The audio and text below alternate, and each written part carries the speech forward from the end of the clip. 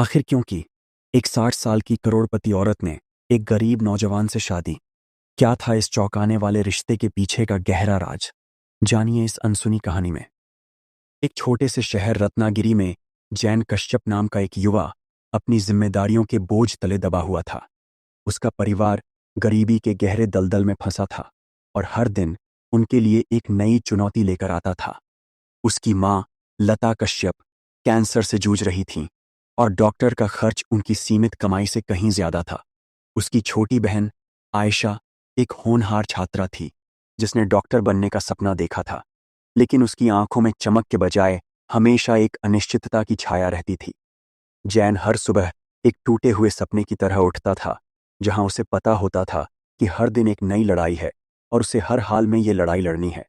एक दिन जैन अपनी माँ के पास बैठा था, उनके कमजोर हाथों को अपने हाथों में लिए हुए। उसकी आवाज में चिंता साफ झलक रही थी।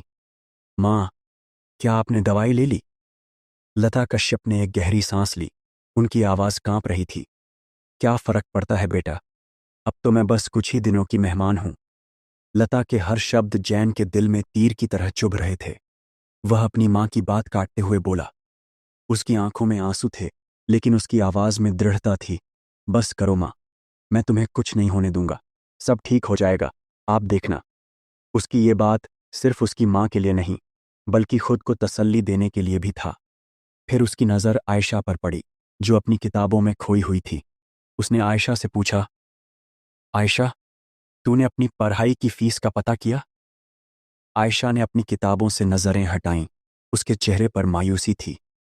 भैया, फीस बहुत ज़्यादा है और मुझे नया लैपटॉप भी चाहिए। मेरे पुराने वाले की बैटरी बहुत जल्दी खत्म हो जाती है। मैं डॉक्टर कैसे बनूंगी अगर मेरे पास सही चीज़ें नहीं होंगी तो?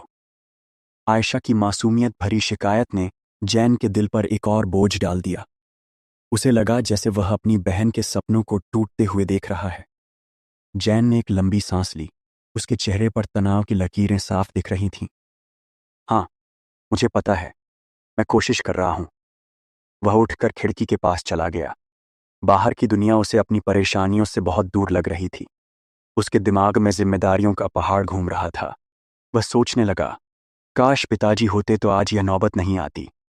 उसके पिता रवि कश्यप परिवार के मुखिया थे, लेकिन उनकी आकस्मिक मृत्यु ने जैन के कंधों पर पूरे परिवार का बोझ डाल दिया।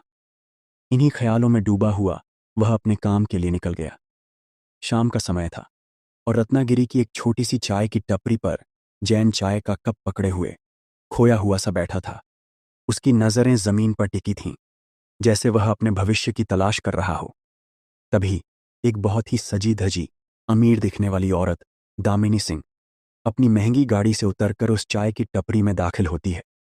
दामिनी, एक 47 वर्षीय करोड़पति महिला।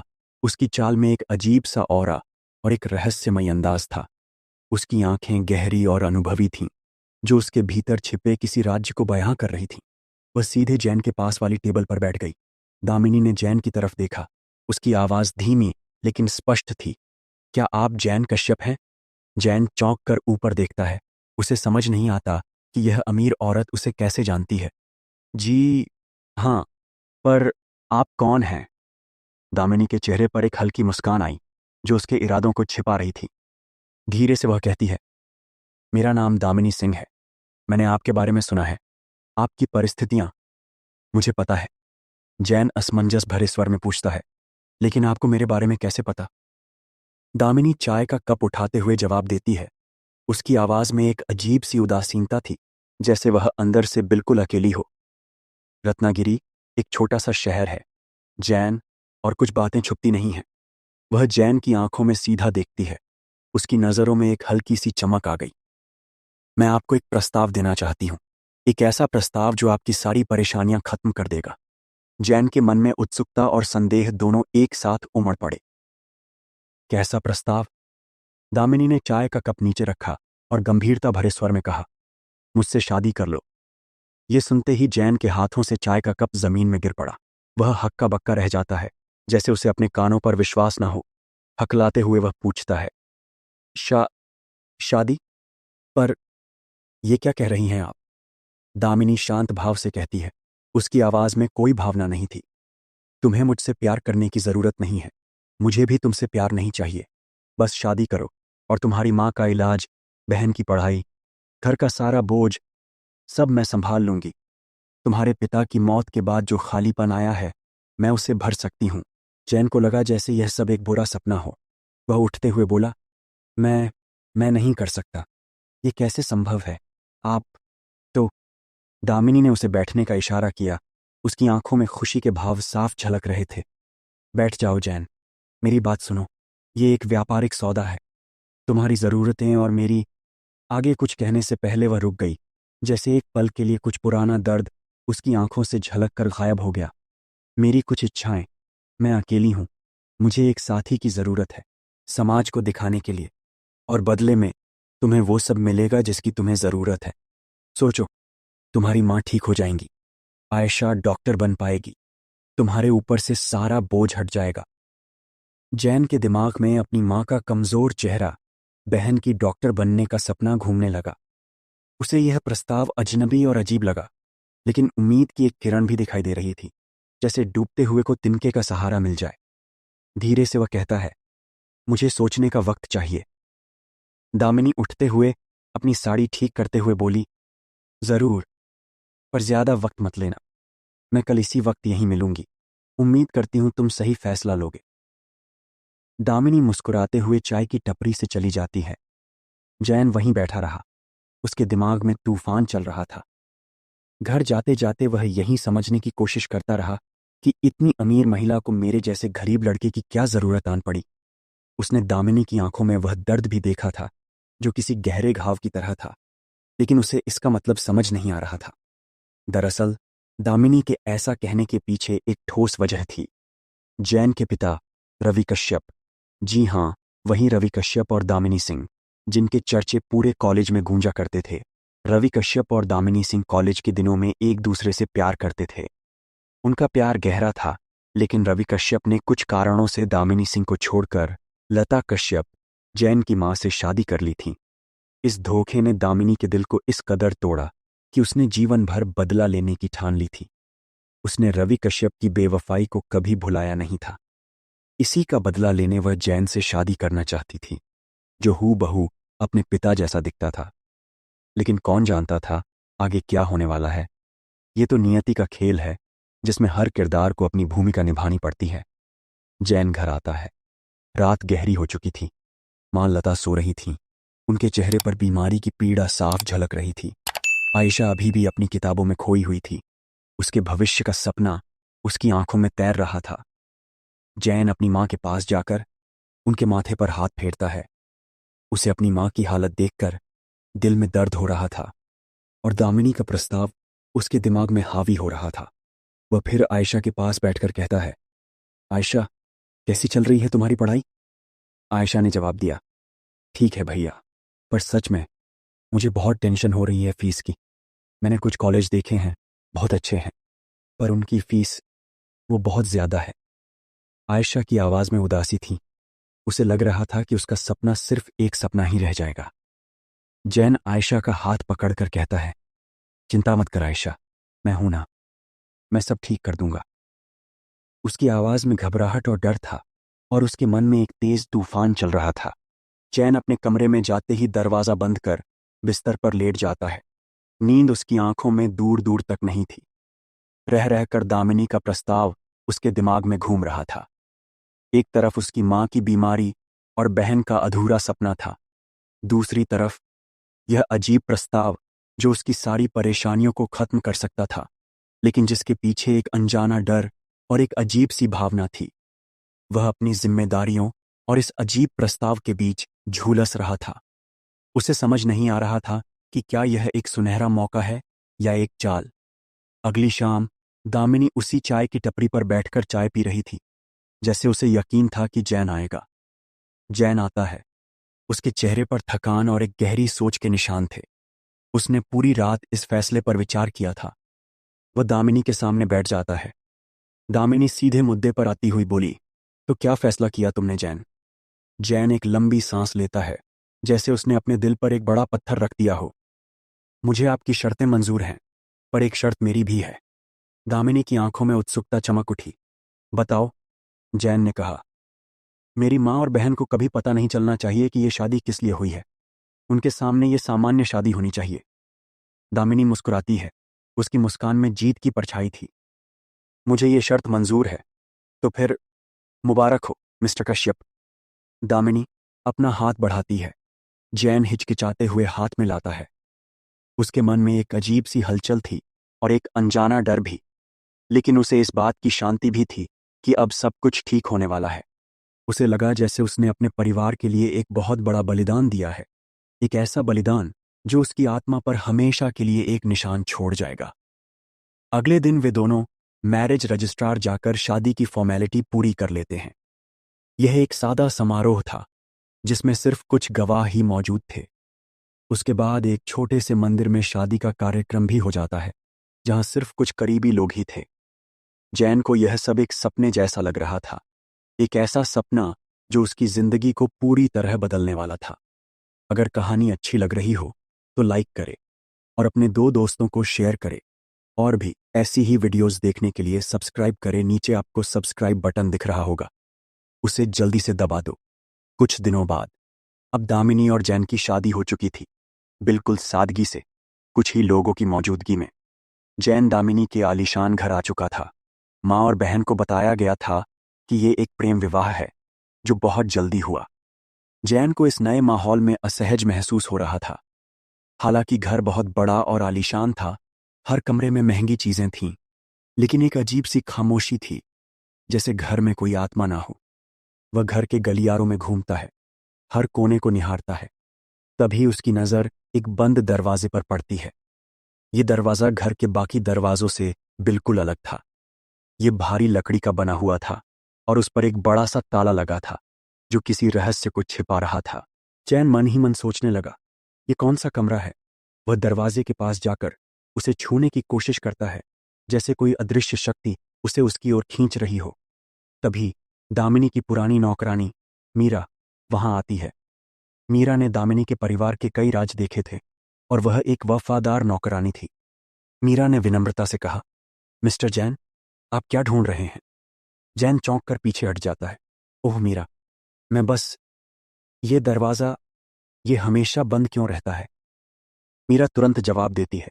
उसकी आवाज़ में थोड़ी सख्ती थी। मैडम ने सख्त हिदायत दी है कि इस दरवाजे के पास कोई नहीं जाएगा, ये उनका निजी कमरा है।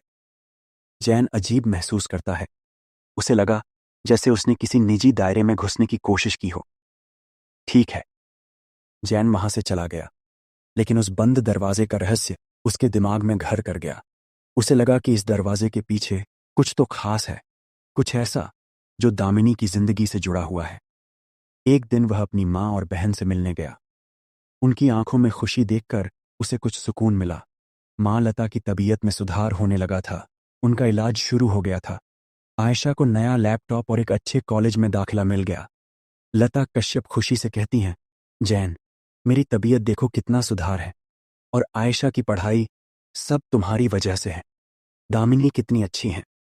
आयशा कहती है, भैया थैंक यू सो मच, मैं अब मन लगाकर पढ़ूंगी और डॉक्टर बनकर सबको दिखाऊंगी। जैन मुस्कुराता है, लेकिन उसके अंदर उस बंद दरवाजे का सवाल अभी भी घूम रहा था। उसे पता था कि यह खुशी एक समझौता का नतीजा है, लेकिन वो अपने परिवार को खुश देखकर संतुष्ट था। कई हफ्ते बीत गए। जैन और दामिनी एक ही छत के नीचे रहते थे, लेकिन उनके रिश्ते में एक अजीब सी दूरी थी। वे पति पत्नी से ज्यादा दो अजनबी लगते थे। दामिनी अक्सर अपने कमरे में बंद रहती थी, जैसे वह अपनी दुनिया में खोई हुई हो। जैन अपने परिवार से मिलता रहता था। उनकी खुशी ही उसकी सबसे बड़ी प्रेरणा थी। वह बार बार उस बंद दरवाजे के पास जाता, उसे छूने की कोशिश करता, जैसे कोई अदृश्य शक्ति उसे खींच रही हो। मीरा हमेशा उस पर नजर रखती थी, जैसे उसे किसी गहरे राज की रखवाली करनी हो। उसे पता था कि जैन उस दरवाजे के बारे में कितना उत्सुक था, लेकिन वह दामिनी के आदेश का पालन कर रही थी। जैन ने कई बार मीरा से उस दरवाजे के बारे में पूछा, पर वो हमेशा टाल जाती थी। पर उस दिन जैन ने मीरा पर थोड़ा और दबाव डाला। मीरा, मुझे बताओ, मुझे लगता है कि कुछ बहुत अहम है। जैन की ईमानदारी देखकर मीरा अंततः पिघल गई। उसकी आवाज में एक अजीब सी घबराहट थी। मीरा ने फुसफुसाते हुए कहा, मैडम ने कहा है कि वो आज आपको अपने कमरे में बुलाना चाहती हैं। जो कमरा बंद है वो वही है। जैन चौंक गया। दामिनी उसे खुद उस रहस्यमयी कमरे में बुला रही थी। उसे समझ नहीं आया कि दामिनी ऐसा क्यों कर रही थी और उस कमरे में क्या राज छिपा था। उसकी बेचैनी बढ़ती जा रही थी, जैसे कोई बड़ा खुलासा होने वाला हो।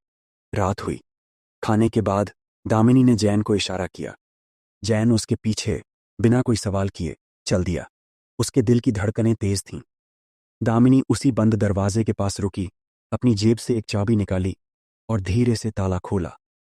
दरवाजा खुलते ही जैन ने देखा कि कमरा बहुत बड़ा था। उस पर धूल की हल्की परत जमी हुई थी। ऐसा लग रहा था जैसे कोई पुरानी यादों से भरा हुआ है। एक पुराना ग्रामोफोन, किताबों से भरी अलमारियां और दीवार पर बहुत सारी तस्वीरें। यह कमरा सिर्फ एक कमरा नहीं था, बल्कि दामिनी के अतीत का खुला किताब था। दामिनी कमरे में दाखिल हुई और जैन उसके पीछे खड़ा रहा। अंदर आओ जैन, दामिनी ने कहा। उसकी आवाज में एक अजीब सी उदासी थी, जैसे वह किसी भारी बोझ को उतारने वाली हो। आज वो दिन है जब तुम्हें सब कुछ पता चलेगा। जैन की नजर दीवार पर टंगी एक पुरानी धुंधली तस्वीर पर पड़ी। वह तस्वीर के पास गया। उसके दिल की धड़कनें तेज हो गईं। तस्वीर में एक युवा मुस्कुराती हुई दामिनी खड़ी थी और उसके बगल में एक युवा आदमी खड़ा था। जैन उस आदमी को देखते ही चौंक गया। उसकी आंखें फटी की फटी रह गईं। ये मेरे पापा हैं?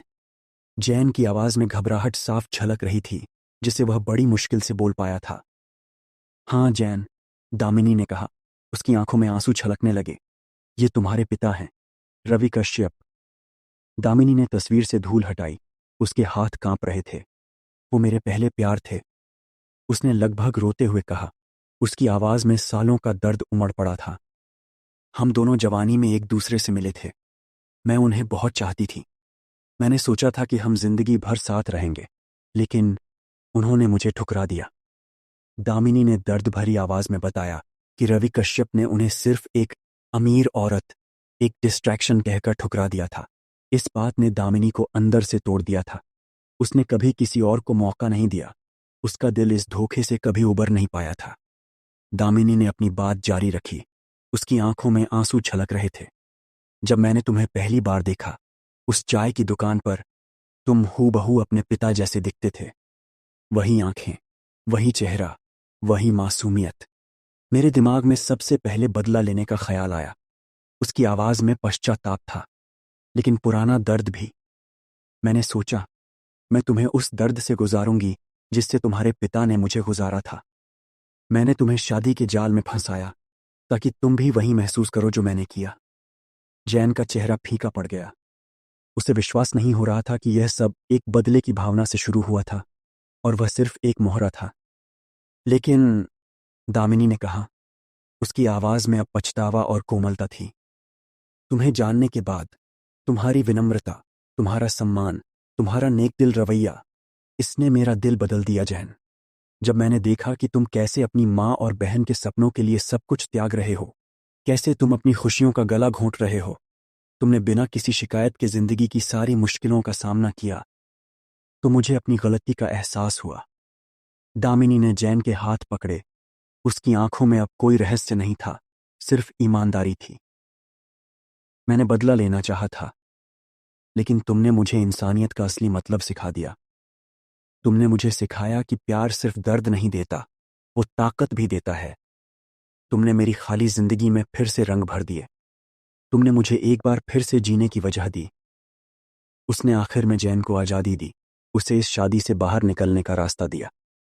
जो कुछ भी मैंने तुम्हारे परिवार के लिए किया है, वो सिर्फ एक शुरुआत थी। मैं सब कुछ जारी रखूंगी। तुम्हारी माँ का इलाज, आयशा की पढ़ाई, सब। तुम्हें अब यहां रुकने की भी जरूरत नहीं है। जैन को दामिनी की ईमानदारी ने झकझोर दिया। उसने सोचा था कि ये सब एक छल था, पर यह तो एक टूटी हुई आत्मा की कहानी थी। उसने दामिनी की आंखों में देखा, जहां अब कोई रहस्य नहीं था, सिर्फ दर्द और पछतावे के भाव थे, जिसने एक नई उम्मीद पाली थी। मैं आपको छोड़कर नहीं जाऊंगा, जैन ने कहा। उसकी आवाज में दृढ़ता थी। दामिनी चौंक गई। उसे उम्मीद नहीं थी कि जैन ऐसा कुछ कहेगा। जैन ने अपनी बात जारी रखी। मैं जानता हूं कि हमारी शादी किसी और वजह से हुई थी, पर अब ऐसा नहीं है। आपने मेरे परिवार के लिए जो किया है, उसका मैं एहसानमंद हूं। और मुझे लगता है कि आपको भी किसी की ज़रूरत है। आप अकेली हैं और मुझे आपके साथ रहकर कोई दिक्कत नहीं है। मैं आपकी देखभाल करूंगा, जैसे आप मेरा और मेरे परिवार का ध्यान रख रही हैं। हम एक दूसरे के लिए एक सहारा बन सकते हैं, एक नए तरीके से। दामिनी की आंखों में खुशी के आंसू आ गए। उसे लगा कि उसने जिंदगी में एक बार फिर से कुछ पा लिया हो।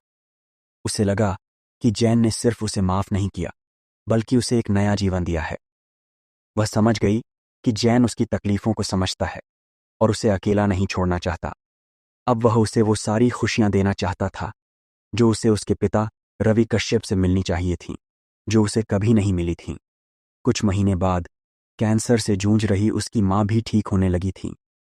यह सब दामिनी की वजह से संभव हो पाया था, जिसने जैन के परिवार को एक नया जीवन दिया था। आयशा कश्यप, जो अब डॉक्टर बनने के सपने को पूरा करने के करीब थी, खुशी से चिल्लाते हुए बोली, भैया, मैं तो पास हो गई। मैं डॉक्टर बनने के एक कदम और पास आ गई। ये सब दामिनी भाभी की वजह से है। आयशा की आवाज में एक असीम खुशी थी जो जैन के दिल को सुकून दे रही थी। जैन मुस्कुराकर दामिनी की तरफ देखता है, जो अब उतनी गंभीर नहीं दिखती थी जितनी पहले दिखती थी। उसके चेहरे पर अब एक अजीब सी शांति और सुकून था, जैसे उसके दिल से एक बड़ा बोझ हट गया हो। वह दामिनी का हाथ पकड़ता है। उनके बीच का रिश्ता अब प्यार का नहीं है, बल्कि सम्मान, समझ और एक गहरे भावनात्मक बंधन का है। उन्होंने एक दूसरे को वो दिया है जिसकी उन्हें सबसे ज्यादा जरूरत थी, एक सहारा, एक साथी और जीवन में एक नई उम्मीद। ये रिश्ता प्यार की सीमाओं से परे था, एक ऐसा बंधन जो विश्वास और निष्ठा पर आधारित था। जैन ने दामिनी का साथ देकर सही किया, या उसे दूसरा जीवन जीने का मौका मिलना चाहिए था? हमें कमेंट करके जरूर बताएं। लेकिन एक बात तो तय है कि जैन ने अपने परिवार के लिए जो बलिदान दिया वह काबिले तारीफ है, और दामिनी ने भी अपने दर्द और बदले की भावना से ऊपर उठकर मानवता का एक नया पाठ पढ़ा। उनके रिश्ते ने यह साबित कर दिया कि जीवन में कुछ रिश्ते खून के नहीं, बल्कि भावनाओं के होते हैं, और वे हमेशा के लिए अमर हो जाते हैं।